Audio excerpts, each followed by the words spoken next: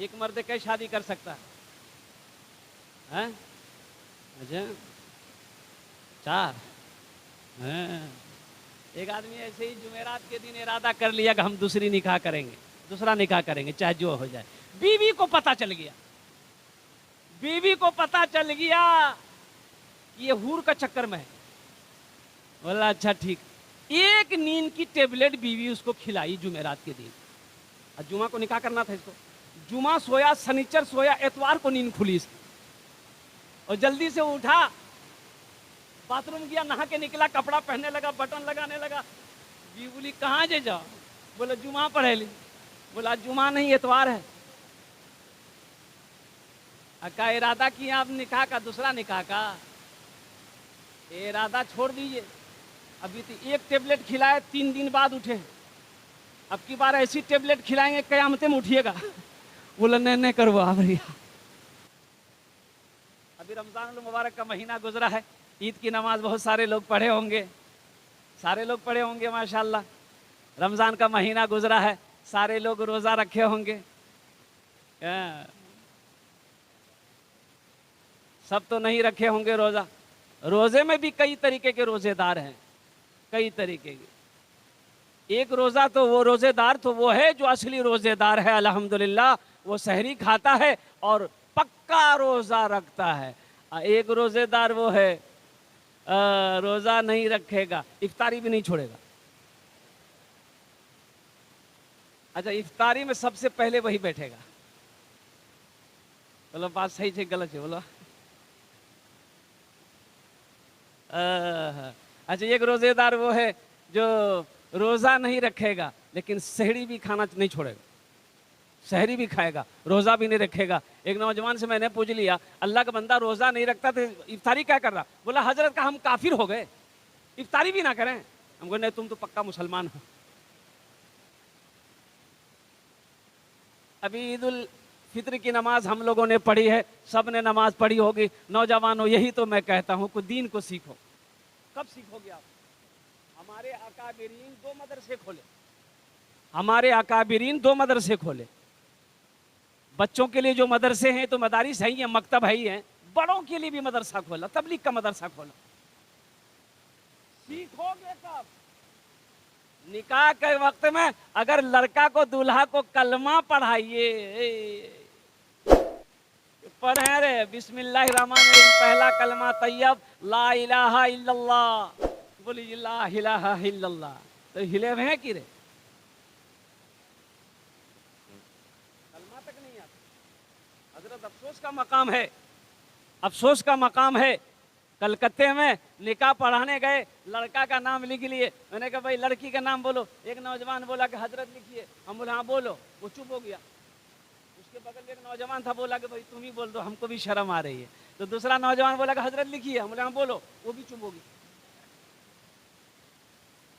वो तीसरे को बोला भाई तुम ही बोल दो। तो तीसरा बोला कि नहीं हमको भी शर्म आ रही है। तो दादा मियाँ से बोला कि दादा मियाँ बैठे हुए, दादा मियाँ आप ही बता दीजिए लड़की का नाम। तो बोले कि हजरत काहे गुस्सा रहे हैं, लिखिए लड़की का नाम है घोड़ी बेगम। बोले घोड़ी बेगम? ये घोड़ा घोड़ी की निकाह पढ़ाने आए हैं? जाहिलियत कितनी, ये जाहिलियत दूर होगी कैसे? हम जगेंगे कब? गफलत की नींद से हम जगेंगे कब? दीन सीखेंगे कब? तलबुल इल्म फरीदतुन अला कुल्ली मुस्लिमति मुस्लिमा। अल्लाह के रसूल जनाब मोहम्मदुर रसूलुल्लाह सल्लल्लाहु अलैहि वसल्लम ने इरशाद फरमाया कि इल्म का तलब करना हर एक मुसलमान औरत और मर्द पर फर्ज है। दिन कब सीखोगे? बहुत सारे भाई हमारे ऐसे हैं, अरे 40 दिन लगाओ तो सही, 4 महीने लगाओ तो सही, इंशाल्लाह अपनी नमाज को मुकम्मल करो तो सही, सही करो तो सही। वक्त तो लगाओ, ये तो महीने में कम से कम 3 दिन तो लगाओ लगाओ इंशाल्लाह। इंशाल्लाह नमाज सीखेंगे मेरे भाई। कितने लोग तैयार नमाज सीखने के लिए? इंशाल्लाह सही नमाज सीखने के लिए तैयार? माशाल्लाह, सही नमाज सीखने के लिए तैयार हो जाओ, सही नमाज सीखने के लिए रेडी हो जाओ। कब हमारी नमाज सही होगी? आज तो आलम यह है, हमारे बच्चों का आलम यह है, नौजवान हो गया, माँ इंतकाल कर गई है, बाप इंतकाल कर गया है, जनाजे की माँ बाप के जनाजे में कंधा तो लगाया, जनाजे की नमाज तो पढ़ा, लेकिन अफसोस का मकाम यह है कि वो जनाजे की दुआ ना पढ़ सके। भाई अफसोस है कि नहीं है? यहाँ बहुत सारे नौजवान, ऐसा है मेरा बच्चा यहाँ पर ऐसा है कि जिसको जनाजे की दुआ याद नहीं है, जिसको सना याद नहीं है, अत्तहियात याद नहीं है, दुरूद शरीफ याद नहीं है, दुआए मासूरा याद नहीं है, दुआए कुनूत याद नहीं।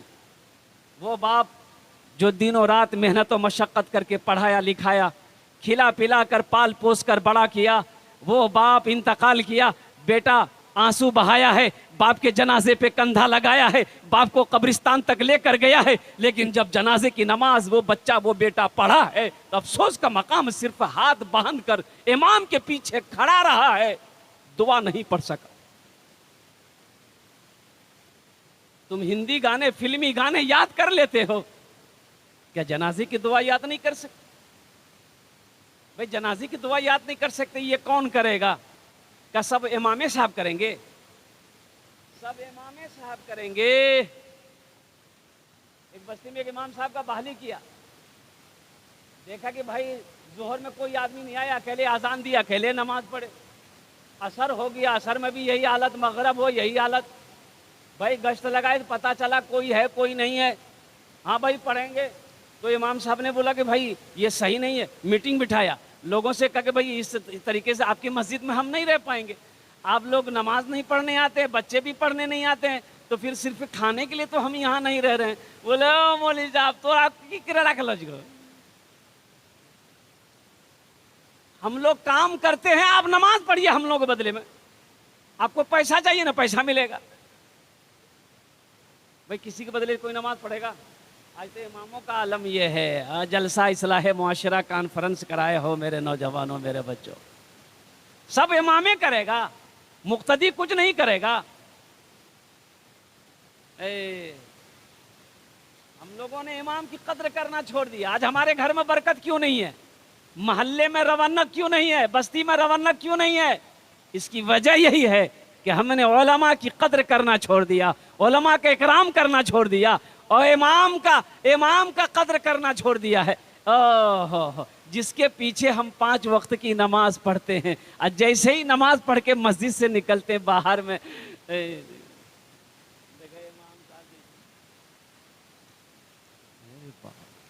ये इमाम तो मोटरसाइकिल उड़ावे जी हो, कहाँ से इतना पैसा लावे जी गई? उसके पीछे नमाज पढ़ के निकला। अच्छा इमाम की तनख्वाह क्या होनी चाहिए भाई? अच्छा बताइए, एक इमाम की तनख्वाह कितनी होनी चाहिए? 4,000? 7,000?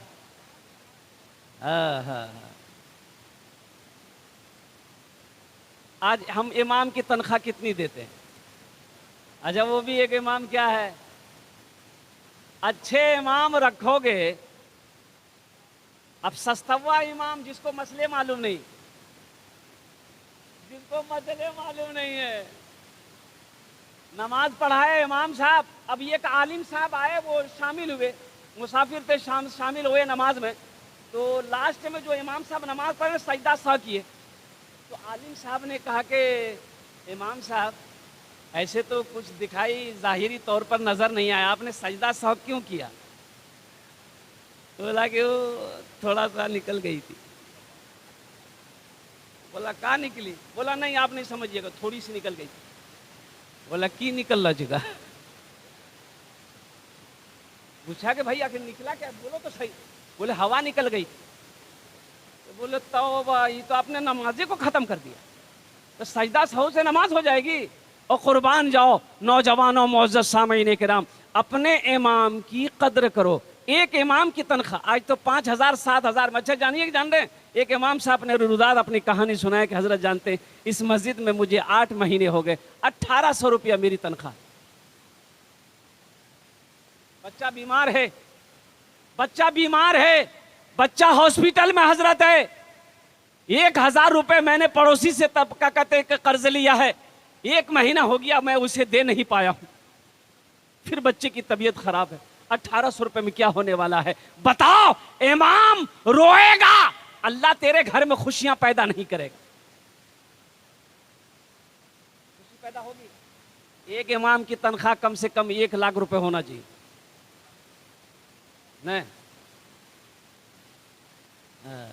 नहीं, कम से कम 25,000, 30,000, 40,000 होना चाहिए, कम से कम 25,000 होना चाहिए भाई। 25,000 से नीचे का गुजारा है ही नहीं है अभी महंगाई के ज़माने में। इस ज़माने में 25,000 से नीचे कोई गुजारा। अच्छा, आप गुजारा कर लीजिएगा, आप अपने घर में गुजारा कर लीजिएगा भाई, गुजारा कर लोगे?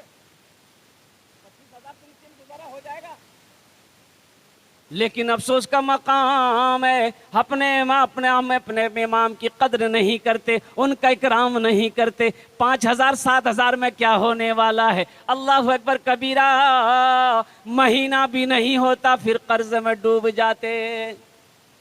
इमाम रोएगा, उसके बच्चे रोएंगे, उसके बच्चे बिलकेंगे, आपके मोहल्ले में खुशियां नहीं आ सकती। वो इमाम जिसके पीछे आपने 5 वक्त की नमाज पढ़ी है, वो इमाम जो कल कयामत के दिन हशर के मैदान में आपकी नमाज की वो जवाबदेही देगा। आपका तो कोई काम नहीं, गए बस अल्लाह अकबर। अब जे वो इमाम साहब समझे। हाँ भाई, इमाम साहब ना खैरत करेंगे, इमाम साहब खैरत करेंगे, सूरह फातिहा पढ़ेंगे, कुरान शरीफ की तिलावत करेंगे। आपको रुकू सुजूद और जलसे में क्या कहते हैं कि आपको पढ़नी है। तो इसलिए मेरे भाइयों, मेरे नौजवानों, अपने इमाम की कद्र करो। एक आदमी एक इमाम साहब को कहीं जाना था, तो सोचा कि भाई मैं 2-4 टाइम में नहीं रहूँगा, तो मुक्तदियों में से नज़र निगाह उठाया कि कोई है जो 2-3 वक्त की नमाज पढ़ा दे। तो नज़र में तो कोई नहीं आया। एक आदमी बोले, मौलवी साहब की बात है? बोला नहीं, ये 2-3 टाइम मैं नहीं रहूँगा, शायद शाम में आ जाऊँ मैं, तो कोई नमाज पढ़ाने के लिए तैयार हैं? तो एक आदमी बोला कि हाँ हम पढ़ा देंगे। बोला पढ़ा ना दोगे? बोला नमाज ना पढ़ाना है, हम पढ़ा देंगे। बोला बहुत अच्छी बात, पढ़ा देना। इमाम साहब बेचारे चले गए, जोहर की नमाज पढ़ा दिया। ये सिर्री नमाज है, बुलंद आवाज़ से कुरान पढ़ना नहीं है। असर की भी नमाज पढ़ा दिए, ये भी सिर्री नमाज है। अब मगरब की नमाज पढ़ाने के लिए खड़े हुए बेचारे, कुछ भूल हो गई, पीछे से किसी ने लुकमा दे दिया। अभी लुकमा दे दिया, लुकमा ले लिया। बेचारे मसले जानते थे नहीं कि सजदा सा करना है कि नहीं करना है। ये सोचता कि अगर सजदा 100 कर लेते हैं, अगर सजदा 100 नहीं है फिर पकड़ेगा इन लोग, कहे किया। अच्छा अगर नहीं है कर लेते हैं फिर भी पकड़ेगा। तो वो बड़ी बड़ी मस्जिदों में देखेंगे आप कि आगे ना जहाँ इमाम साहब नमाज पढ़ाते हैं वहीं दरवाज़ा होता है। इमाम साहब उधर ही से आते हैं, दरवाज़ा खोलते हैं, नमाज पढ़ा के फिर उधर ही से निकल जाते हैं, बीच मस्जिद से आने की ज़रूरत नहीं है। ये बेचारे बड़े परेशान हो गए कि भाई लोगों को हम जवाब देंगे क्या, मसाला तो मालूम है नहीं। तो सजदा सहू किए ने बोले अच्छा ये एक तरीका है। आखिरी रकात पूरी करके सजदा में गए, और जब सजदे में गए चुपचाप उठे, कुंडी खोला, बाहर निकल गए।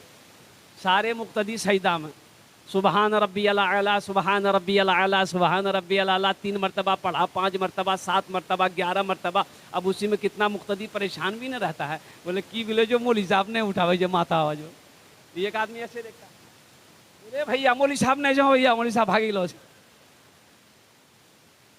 अपने इमाम की कद्र करें, अपने इमाम की इज्जत करें, उनका इकराम करें। इमाम खुश होगा, मोहल्ला खुश रहेगा। इमाम खुश रहेगा, मोहल्ला खुश रहेगा, उलमा खुश रहेंगे, अल्लाह ताला सबके घर में खुशहाली पैदा फरमा देगा। अच्छा, आलिम का क्या मकाम है, उलमा का क्या मकाम है? उलमा फरमाते हैं कि एक हाफिज कुरान 10 आदमी को जन्नत में लेकर जाएगा।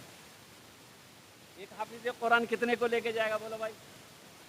और एक आलिम दीन, ये जो आलिम बाअमल यहाँ पर बैठे हैं, और आलिम कौन होते हैं? अल्लाह का वली होता है। आलिम वो है, वो आलिम है, वो आलिम है जो अल्लाह का वली है, जो हर आलिम अल्लाह का वली है। अल्लाह अकबर कबीरा। एक आलिम 400 आदमियों को जन्नत में लेकर जाएगा। सुभान अल्लाह बोले तो माशाअल्लाह।